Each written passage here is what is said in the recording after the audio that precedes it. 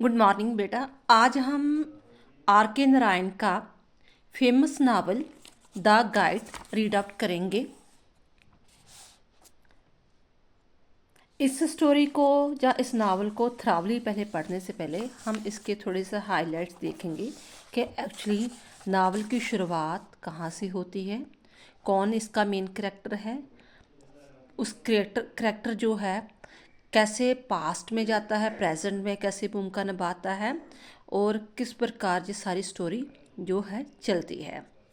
तो इसे easy way से समझने से पहले हम इसे डायग्राम से समझेंगे। फर्स्ट ऑफ ऑल, नावल का नाम है गाइड और लिखा है आर के नारायण ने। इस गाइड में जो राजू है वो मेन करेक्टर है, यानी कि स्टार्टिंग से लेकर एंड तक जो है राजू ही इस पूरे नावल का जो करेक्टर है। इसी के आसपास जो इर्द गिर्द जो सारा नावल घूमता है। तो राजू जो एक टूरिस्ट गाइड है।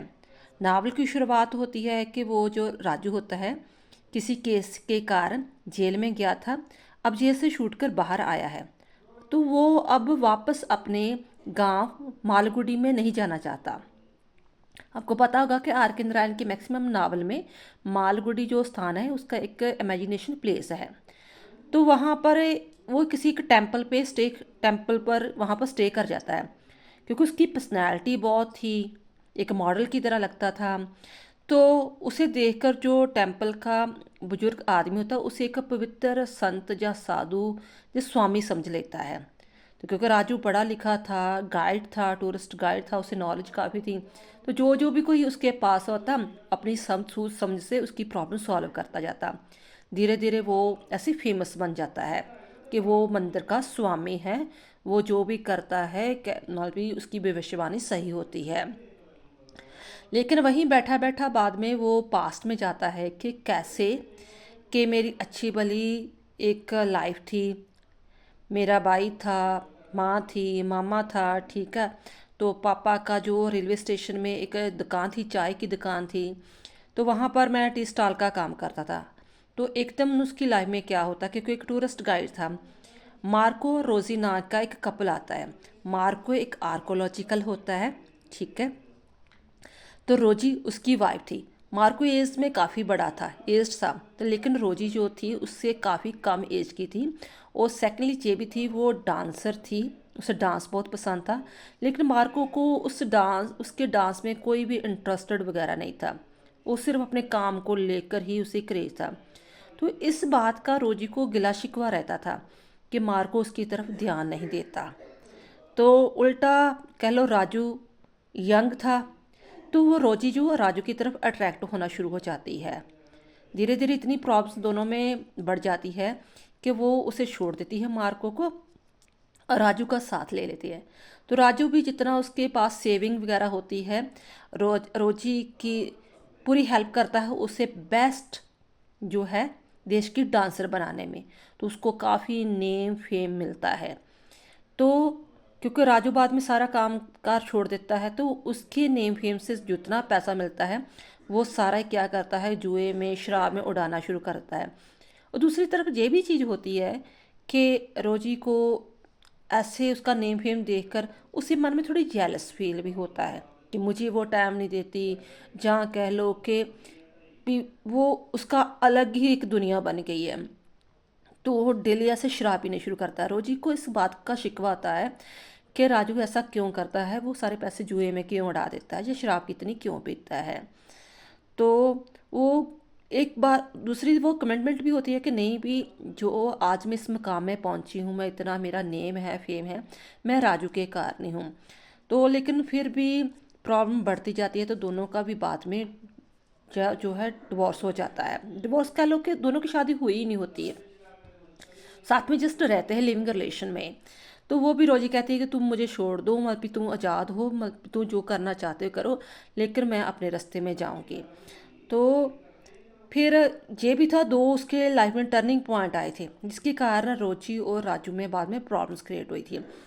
एक तो ये कि उसे उसके हस्बैंड की बुक मिली थी। टर्निंग पॉइंट ये था कि मार्को की बुक आई थी, उसकी पब्लिक बुक अब पब्लिश हो चुकी थी, क्योंकि वो आर्कोलॉजिकल था ना। तो जो पुरानी गुफाएं थी उसमें वो छानबीन करके कैसे गुफाएं होती हैं, क्या काम होता था, उसने सारा कुछ उस गुफा में के बारे में लिखा था। तो उसकी बुक काफ़ी फेमस हो रही थी। लेकिन स्टार्टिंग में उसने राजू का जो शुक्रिया धन्यवाद किया था कि मैंने ये सारी जो खोजबीन है, राजू की एक वहाँ का इंडिया का टूरिस्ट है, गाइड है, उसकी हेल्प में की, उसके लिए धन्यवाद शब्द। तो सोचता है कि मैं ये किताब रोजी को नहीं दिखाऊंगा, अगर रोजी को दिखा दी तो ये ना वो इतना नेम फेम है, इतना पैसा है, वो फिर मार्को की तरफ झुक जाए। दूसरा टर्निंग पॉइंट आता है कि फिर कुछ साल के बाद उसे एक वकील मिलता है, वो कहता है कि उसके पास जो ज्वेलरी है ना वो अब निकालना चाहता है बैंक से, तो इसलिए वो दोनों की मल्पी ज्वाइंट खाता है। तो रोजी की भी वहाँ पर साइन चाहिए। तो राजू को फिर होता है कि जे मार्को जानबूझकर रोजी पर दयावान हो रहा है कि मुझे कोई ज्वेलरी नहीं चाहिए, आप साइन कर दो, बेशक सारी ज्वेलरी ले लो। तो रोजी फिर ना मार्को के पास चले जाए, तो फेक ही अपने साइन कर देता है।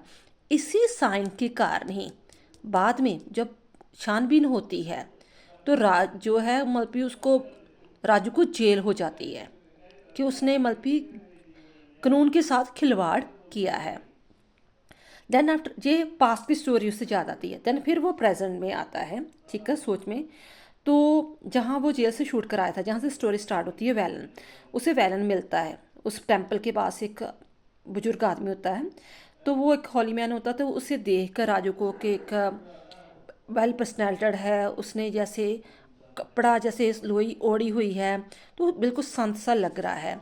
तो हर समस्या उसको सुलझाने, जो भी समस्या गांव की लेकर आते थे उसे सुलझा देते थे, इसलिए धीरे धीरे उसे स्वामी कहना शुरू कर देते हैं। वो लोग उसकी इतनी मान्यता करते हैं कि वो हमारा स्वामी है, जो कहेगा करेगा वो हो जाता है। तो क्या होता है कि उस दिनों दौरान बारिश नहीं हो रही होती, बारिश ना होने के कारण काफ़ी सूखा पड़ जाता है, ठीक है। तो फसलें ख़राब हो जाती है, लोगों को अनाज नहीं मिलता, बच्चों की मृत्यु होनी शुरू कर देती है। तो वो स्वामी को कहते हैं कि आप 12 दिन का अगर फास्ट रखोगे तो भगवान वर्षा कर देगा। तो वो बताता भी है राजू कि देखो मेरी रियलिटी में मैं कोई स्वामी नहीं हूँ, मैं मल्पी ऐसे टूरिस्ट गाइड था, मैं जेल से आया हूँ। लेकिन वो वैलन उसकी बात मानता नहीं, कहता जो मर्जी कह लो, आपने जितनी भी बातें कही सब कुछ सही हुआ, तो आप फास्ट रखो। कंपेल करने के कारण वो फास्ट रख लेता है। और बाद में मतलब सचमुच में ही जो 11th दिन डे होता है उस दिन बारिश हो जाती है। तो फिर नावल में तो नहीं बताया कि बारिश होती है कि नहीं, लेकिन फिल्म में शो किया गया है कि बाद में जो रोजी होती है वो भी उसके पास मिलने आती है कि जे राजू अब सुधर गया है, एक स्वामी बन गया है, लोगों की भलाई के लिए काम करता है। उसके माँ के पास जाती है। फिर जब रोजी और माँ उसके राजू के पास आते हैं तो सचमुच में संत के वेश में होता है, काफ़ी बीमार हो चुका होता है क्योंकि 12 दिन से 11 दिन से भूखा प्यासा होता है। तो जब बाद में क्या होता है कि वो अंतिम सांस लेता है, दूसरी तरफ बाहर से बारिश आनी शुरू हो जाती है। लोग खुशी से झूमते हैं कि स्वामी ने व्रत रखा था तो बारिश होनी शुरू हो गई है, लेकिन उधर से डेथ होनी शुरू हो जाती है। तो एक्चुअली क्या था कि देखो, गाइड होता है किसी चीज़ का मार्गदर्शन करना, वो कहाँ कहाँ कैसे कैसे लोगों का मार्गदर्शन करता गया, कैसा करेक्टर था और किस किस प्रकार क्या क्या उसने रोल प्ले किया। अब हम सारी स्टोरी पढ़ेंगे। थोड़ा बेटा आपको पेशेंस रखना पड़ेगा, लेकिन एक बार आप सारी स्टोरी नावल पढ़ लोगे तो कोई भी क्वेश्चन आए तो आपको कोई प्रॉब्लम नहीं आएगी। वैसे आप मतलब जहाँ बस 15-20 मिनट लगेंगे, जहाँ आधा घंटा लगेगा आपको ये नावल पढ़ने में या वीडियो देखने में, तो नहीं तो पढ़ोगे तो आपके 2-3-4 दिन भी जा सकते हैं। तो चलो स्टार्ट करते हैं। कोशिश करूँगी मैं इजी टू इजी वे से आपको समझाने की। कहता Raju, who is the tourist guide, has come out of the jail as the novel opens. He had been imprisoned on the charge of the forgery. Forgery था धोखाधड़ी. Raju does not want to go to his native place, Malgudi. He takes a shelter in an old desert temple. An illiterate villager, Valen, by name, takes him for a holy man. He looks upon Raju as a holy person who is capable of solving domestic problems. He tells the holy sannyasi Raju that his half sister, means stepsister, has run away from the house on the day fixed for his marriage. Raju speaks some well-known saying and proverbs and asks Valen to bring his sister to the shrine. क्या होता है कि राजू जो है एक tourist guide है। तो जब हम नावल की शुरुआत देखते हैं कि वो टूरिस्ट गाइड है, उसे धोखाधड़ी के मामले में जेल हुई थी, अभी जेल से छूट कर आया है, तो वो वापस अपने मालगुड़ी में वापस नहीं जाना चाहता। वो एक विलेज में जाता है जहाँ उसे वैलन नाम का आदमी मिलता है। तो वैलन उसे एक संत समझ लेता है, तो उसे बताता है कि मेरी एक जो बहन थी, मतरेई बहन है, वो शादी वाले दिन के भाग गई है। तो वो उसे कहता है क्योंकि पढ़ा लिखा था, उसे अच्छी नॉलेज थी, तो कुछ प्रवर्ब सेइंग्स यूज़ करता। तो वो कहता है कि आप उसे वापस समझा बुझा कर लाओ, तो मैं उसे समझाऊंगा कि वो कि मलपी जहाँ तुम चाहते हो वहीं मैरिज करे। फिर क्या होता है, ये पहला स्टेप होता है जहाँ पर उसका इंप्रेशन और बढ़ जाता है। Next morning Velan brings his sister to the holy man Raju. He also brings some food and other offering for Raju. The girl listen to राजू's advice and apologize to her brother for the embarrassing cause she has agrees to marry the person chosen for her by Valen. This strengthens Raju's position as a holy man in the Valen's village Mangala. फिर वो जो लड़का Waylon था वो अपनी बहन को लेकर आता है। तो वैलन को मतलब कि उसकी बहन को राजू समझाता बुझाता है। तो लड़की भी रियलाइज़ करती है कि मैंने बहुत बड़ी गलती की, अब जहाँ मेरा भाई कहेगा मैं वहीं पर शादी करूँगी। तो इस तरह जो राजू की फेमस और ज़्यादा बढ़ जाती है। Raju finds himself in an awkward situation. His mind goes back to his past. His father ran a small. अब वो past वाली story में जाता है। Ran a small shop in the Malgudi where Raju also helped him. Then Malgudi had a railway station. A track was laid close to the place where Raju lived with his parents. Raju's father was allotted a stall at the railway platform. The shop began to have good sales. After Raju's father's death, Raju had to look after both the shops. Raju को याद आता है कि मेरा मतलब एक मालगुड़ी के स्थान पर एक टी स्टॉल था ठीक है।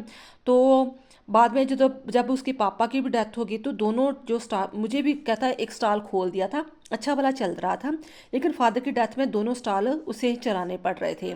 Raju began to interact with the passenger and talk to them about the places of the tourist and pilgrims interest in and around Malgudi. As a result he began to neglect his shop business. The shop at the railway station was now under the charge of the railway porter Karyas son. Raju को actually interest था लोगों से बातचीत करना, अलग अलग places घुमाना। तो इस तरह वो गाइड की तरफ, टूरिस्ट की तरफ बढ़ गया था, अपनी दुकान की तरफ उसने ध्यान नहीं दिया। तो उसकी दुकान पर धीरे धीरे कारिया के सन ने कब्जा कर लिया। One day an archaeologist and art historian arrives at the Malgudi railway station along with his very beautiful wife Rosie. Raju calls him Marco because he looks like the legendary explorer Marco Polo. Marco is interested in the studying place of the archaeological interest in the surrounding area. Raju arranged to stay the couple at the Anand Bhavan and engage his friend Gufar to take Marco and his wife Rosie from one place to another. फिर एक दिन क्या होता है कि एक historian जो है उसके पास आते हैं, उसकी वाइफ का नाम रोजी होता है। तो जो हिस्टोरियन होता है वो राजू को एक मार्क पोलो की तरह लगता है, इसलिए वो उसे मार्को ही बुलाता है। तो अपने दोस्त गुफार को कहता है कि तुम इसे जो जो टैक्सी ड्राइवर होता है कि तुम इसे one place to another place वगैरह घुमाओ फिराओ। नेक्स्ट क्या होता है, Marco is so lost in his archaeological work and is literally indifferent to his wife Rosie, who belongs to a family of the देवदासी। देवदासी का मतलब होता है जो वैश्या का काम करती है, यानी कि लड़कियों को पुराने समय में होता था कि वहाँ नाचती गाती वगैरह है, तो बाहर वाले जेंट्स आकर उनसे रिलेशन वगैरह भी बनाते हैं। And who is interesting in dancing. Elected Rosie feels drawn towards the young Raju who admires her interest in the dance form, which young woman does not like being reflected for her taste. Raju finds in this admiration of the Rosie a golden opportunity for the seducing a young and beautiful woman. He takes her to see the dance of the King Cobra on the outskirts of Malgudi. He encourages Rosie's interest in dancing. This is disapproved of and disliked by the Marco. जो Marco था उसका तो पूरा ध्यान archaeological की तरफ था, लेकिन उसकी वाइफ यंग थी, वो उसकी तरफ कोई ध्यान नहीं दे रहा था। तो फॉर दिस रीज़न जो सारी लड़की की अट्रैक्शन है वो राजू की तरफ बढ़ जाती है। तो राजू भी इस चीज़ का फ़ायदा उठाता है। वो मल्पी उसकी खूबसूरती की प्रशंसा करता है। वो उसे कहता है कि तुम अगर तुम्हें डांस पसंद है तो तुझे इस पर अपना करियर बनाना चाहिए। तो ये चीज़ उसे अच्छी लगती है कि कोई तो कोई है जो मेरी तरफ, मेरी हॉबी की तरफ ध्यान दे रहा है। Marco is staying in the Mappy Peak house, taking notes for the manuscript temples. Yeah, Roji and Raju spend a lot of time together. Raju is able to seduce Roji. Roji speaks of this seduction to Marco. He gets furious and loses no time in getting her home. Marco goes back to Madras and Roji start living with the Raju in his house. अब Marco अपनी study पर ध्यान देना शुरू कर देता है, तो वो रोजी पर कोई ध्यान नहीं देता। तो ये भी होता है कि वो राजू के पास ही पूरे विश्वास से के साथ छोड़ जाता है, क्योंकि उसे सिर्फ अपने काम से ही मतलब होता है। तो ये चीज़ें रोजी को अच्छी नहीं लगती, लेकिन दूसरी तरफ उसकी राजू की और नज़दीकियाँ बढ़नी शुरू हो जाती है। This create a scandal in the neighbourhood. Raju सा अंकल कम्स, जो उसका मामा था, ठीक है ना, on the scene, but Raju is deaf to all reason and prejudice. He neglected his working related to the shops and the supervisors Rosie's dancing practice throughout the day. Raju's mother leaves her house with her brother. Now Roji and Raju are left alone. Raju finds a lot of potential for the dancing in Roji.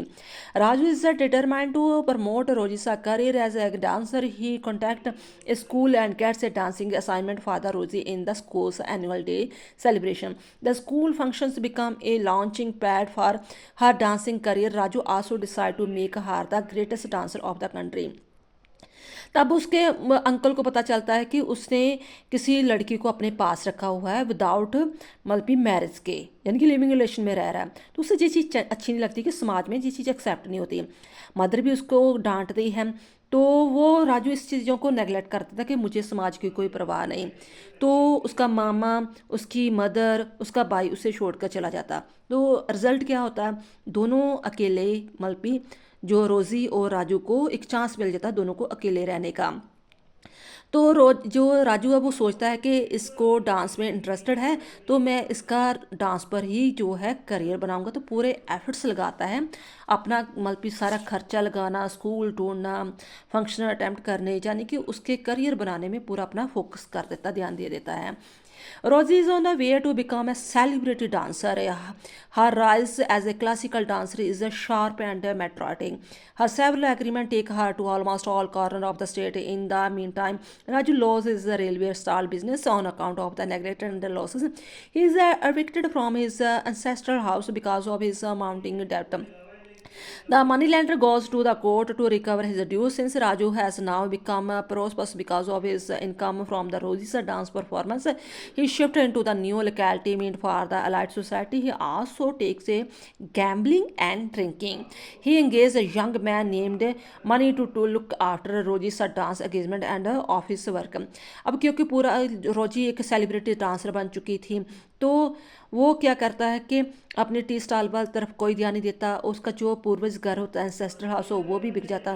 तो लेकिन इस चीज़ की वो परवाह नहीं करता राजू, क्योंकि अब वो भी काफ़ी पैसे वाला हो चुका था। रोजी की डांस की परफॉर्मेंस से उसे काफ़ी इनकम आ रही थी। तो क्योंकि अब तो वो फ्री रहता था, अपना टाइम कैसे पास करना था, वो उसके गलत लत लग जाती है। वो गैमलिंग करना, जुआबाजी खेलना, ड्रिंकिंग करना, ये रात दिन डे नाइट ऐसा काम करना शुरू कर देता है।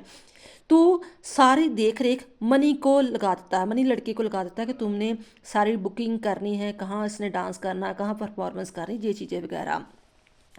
अब इस चीज़ की प्रॉब्लम क्रिएट होनी शुरू हो जाएगी कि ये राजू गैमलिंग और ड्रिंकिंग क्यों कर रहा है। Rosie's career graph in the dancing goes on the rising. She is a much sought after classical dance celebrity. Her performance are booked month in advance. Raju company her outside Malgudi to help her fulfil her commitments. Rosie is totally absorbed in her professions and performance of dancing. She is grateful to Raju for helping and promoting her. She is, however, not able to be very warm towards Raju because of her being very busy and Raju's gambling and drinking engagement. अब रोजी बहुत ज़्यादा famous हो चुकी है, advance उसकी booking होनी शुरू हो चुकी थी।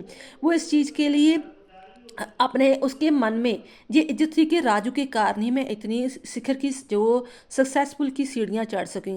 लेकिन उसे इस बात का भी गिला शिकवा था कि राजू जो मेरी तरफ ध्यान नहीं देता, अब वो day night gambling and drinking वगैरह करता रहता है। वन डे जहाँ टर्निंग पॉइंट आता है दोनों के रिश्तों में फिर, one day Raju receive Marcos a book on the temple carving by the post. In the book, he had gratefully acknowledged Raju's help and guidance in his research. Raju understands that this book is meant only for him. He hides the book in his liquor cabinet जहाँ शराब रखते हैं अमीर लोग। He does not want Rosie to see it. He thinks that Marco is trying to patch up with the strange Rosie. However, Rosie comes to know about the receipt of the Marcos book. There is a bitter argument between the Rosie and Raju. As a result, the two drifted further apart. एक बार क्या होता है कि Marco की जो book होती है वो उसे मिलती है, जहाँ पर एक्नॉलेज में उसने राजू का थैंक्स वगैरह किया था। तो वो जो लिक्विड कैबिनेट में उस बुक को छुपा देता है। उसे लगता है अगर बुक उसके हाथ में लग गई तो फिर दोबारा से रोजी को मार्को की याद आ जाएगी, क्योंकि उनका दोनों का डिवोर्स नहीं हुआ था अभी, ये राजू के साथ लिविंग रिलेशन में रह रही थी।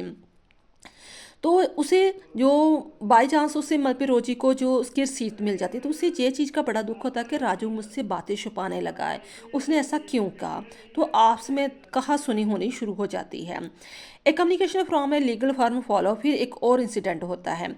दे want Rosie's signature on a document to facilities the return of the some jewellery that according to Marco is mean to father Rosie. Since Marco and Rosie have the partner, Raju does not want Rosie to now about it. He is of the view that Marco is trying to get reconciled with Rosie because she has become a celebrity in the realm of dancing.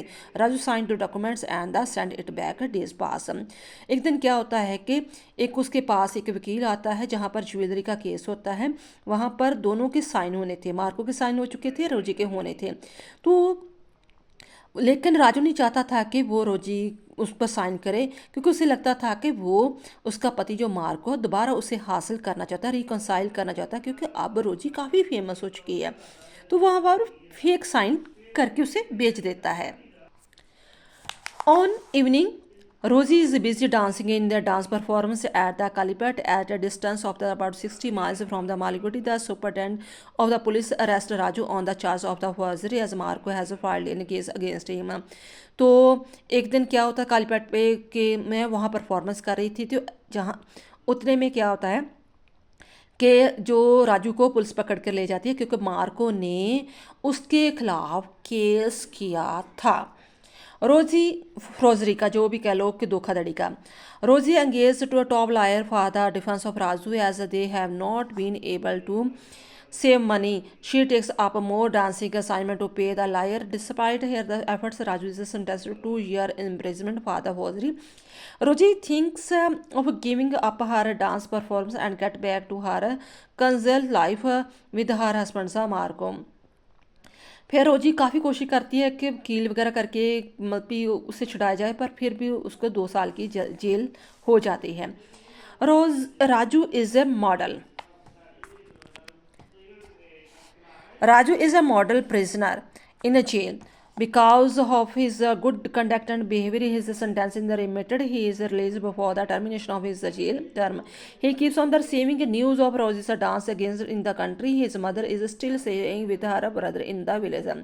Raju के अच्छे behaviour के कारण उसे 2 साल से पहले ही jail से वो छूट जाता है।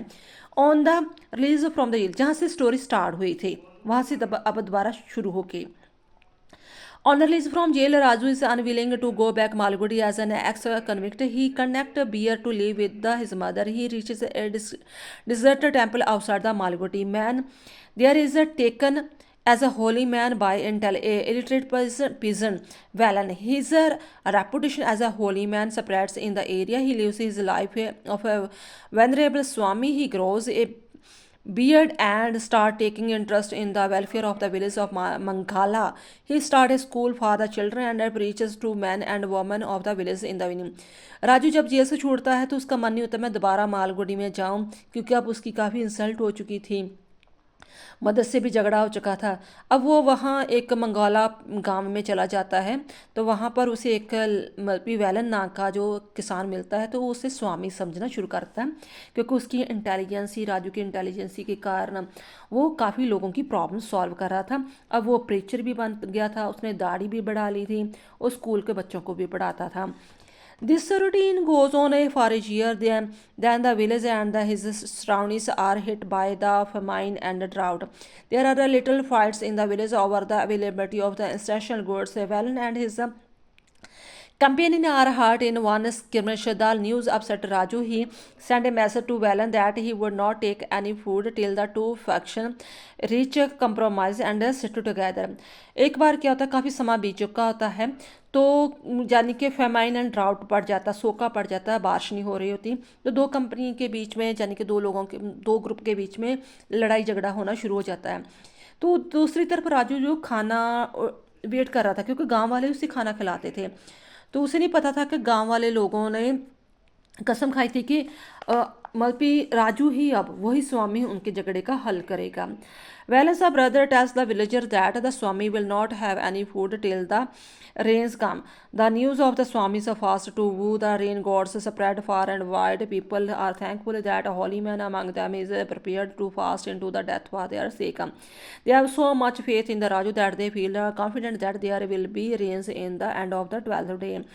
दूसरी तरफ पता नहीं कैसे एक अफवाह फैल जाती है कि राजू तब तक, यानी कि स्वामी तब तक नहीं खाना खाएगा जब तक बारिश नहीं हो जाती। तो लोगों को बड़ा और कॉन्फिडेंस बढ़ जाता है कि कोई तो कोई है, कि सचमुच ही वो स्वामी बड़ा होली मैन है, जो अपनी मौत को सामने रखकर, यानी कि डेथ को सामने रखकर फास्ट रख रहा है हमारी भलाई के लिए। तो राजू राजू को इस बात के बारे में पता नहीं होता कि मेरे लिए इतनी अफवाह फैली हुई है। Raju is in the dark about the news that his has spread in the village. The grateful Valen and other villagers come to the Raju to thank him for having made the sacrifice. Actually, Raju is hungry and he is waiting for Valen and other villagers to bring him some food. But now there is no way out for him. He has to continue play the role of the holy man. तो बाद में Waylon और उसके जो गांव के लोग हैं उससे थैंक करने आते हैं कि तुमने हमारी खातर जो है फास्ट रखा है। तो फिर उसे एहसास होता है राजू को कि मैं तो कहाँ फंस गया, बट वो फिर लोगों के विश्वास को तोड़ना नहीं चाहता था, तो वो जो एज ए स्वामी का रोल प्ले करता है और फास्ट रखना शुरू कर देता है कि अब मेरा आगे पीछे तो कोई है नहीं, चलो मैं गाँव के लोगों के लिए कुछ कर देता हूँ। The grim situation require him to undertake the law fast for 12 days. He has to start in the knee-deep water every day and pray for the rain. He also fears that his ordeal of the standing in knee-deep water may bring him death. He feels like the making a frank confession before Valen. He tells Valen that he is a former convict. He is guilty of the adultery, but Valen's opinion of Raju does not change. He remains steadfast in the devotion of Raju. Raju's fast attract a lot of attention. फिर वो ऐसे ही अपनी routine बनाना शुरू करता है, नदी में नहाता है, प्रे करता है, लेकिन उसे लग रहा था कि जैसे थोड़े थोड़े दिन बीतते गए कि मैं तो सच में ऐसे भूखा जो प्यासा मर जाऊंगा। तो वो उसे बताता भी वैलन को कि मैं एक्चुअली कन्विक्ट था, अपराधी था, तो मैं कोई देवता नहीं, मैं कोई संत नहीं, कोई स्वामी वगैरह नहीं। पर लोगों का इतना विश्वास बढ़ गया था कि वो कहते हैं कि नहीं नहीं, तुम जो कह रहे झूठ कह रहे हो, तुम स्वामी हो, तुमने पहले भी हमारी बहुत सारी प्रॉब्लम सॉल्व की है, अगर तुम फास्ट रखोगे तो सचमुच में बारिश हो जाएगी। Raju, now that he is a fake sannyasi, yet he has about him a halo of the real sannyasi. His declined health become an issue of concern for the government. The temple where he is fasting is now a place of the pilgrimage for thousands of people. Newspaper reporters from all parts of the globe gather around Raju. There is an American who is filming the Swami's fast for the people back home. उसकी news इतनी फैल गई कि government भी चिंता में बढ़ गई, और जो जहाँ पर मंदिर में वो फास्ट रखा था वो एक धार्मिक स्थल बन गया। हजारों के लोग उसे दर्शन करने आ रहे थे। तो इवन के अमेरिकन भी जो है उस पर एक फिल्म बना रही थी कि कैसे एक बारिश के कारण बारिश लाने के कारण कोई संत जो स्वामी है वो फास्ट रख रहा है, यानी कि बहुत ज़्यादा मीडिया में खबर फैल जाती है, तो सरकार को चिंता होनी शुरू हो जाती है। On the 11th day of his fast he grows extremely weak. The doctor presses him to take some glucose and saline water in the view of the grave danger to life. काफ़ी कमज़ोर हो जाता है, 11वें दिन भी बहुत कमज़ोर हो जाता है, 11 दिन बीत जाते हैं। तो डॉक्टर उसे बहुत ज़्यादा जोर देते हैं कि तुम ग्लूकोज सलाइन वाटर वगैरह ले लो, नहीं तो तुम्हारी लाइफ खतरे में पड़ जाएगी। But he knows that he has become very weak. He whispers to Valen that he can feel it is raining in the hills and he falls down.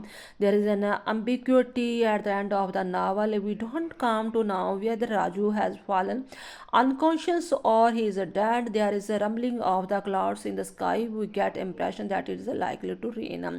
वो फुसफुसाता है मुंह में और वेलनू को कहता है कि मुझे महसूस हो रहा है कि पहाड़ों में जो है वो बारिश शुरू हो गई है, तो धीरे धीरे हमारे यहाँ बारिश आ जाएगी। नावल में क्लियर नहीं बताया कि बाद में वो जिंदा था या मर गया, बारिश हुई या नहीं हुई, लेकिन फिल्म में ये चीज़ दिखाई है कि बारिश होती है, लोग खुश हो जाते हैं।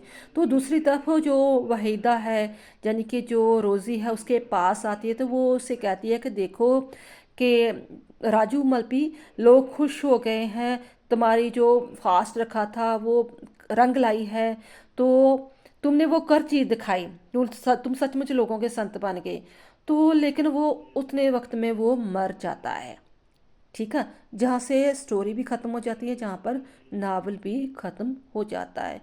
तो इस तरह हमने देखते हैं कि जो सारी स्टोरी है वो राजू के इर्द गिर्द ही सारी घूमती है, कि किस प्रकार एक वो गाइड बना था लोगों का, टूरिस्ट गाइड बना था, लेकिन एंड में सचमुच में ही वो लोगों की लाइफ को बचाने का एक मार्गदर्शक, एक गाइड बन गया, जिनकी लाइफ का कोई पता नहीं कब टर्न ले लेती है, और कोई इंसान जो एक कब कोई साधु संत चोर बन जाता है, चोर कभी साधु संत भी बन जाता है। थैंक्स बेटा।